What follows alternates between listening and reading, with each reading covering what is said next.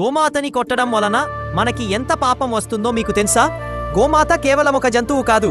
గోమాత శరీరంలో లక్ష్మీదేవి, సరస్వతి, బ్రహ్మ, విష్ణు, శివుడు, కృష్ణుడు ఇలా 30 కోట్ల దేవతలు ఉంటారు.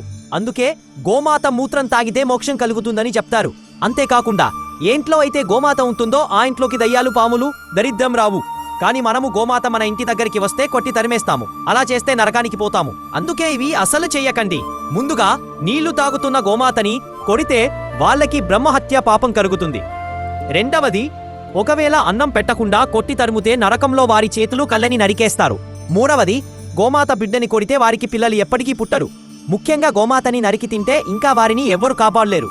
అందుకే మీ ఇంటి వద్దకు గోమాత వస్తుంటే కొన్ని కోట్ల దేవతలు మరియు దేవుళ్ళు మీ వద్దకు వస్తున్నట్టు భావించి అన్నం కానీ నీళ్లు కానీ పెట్టి పంపించండి.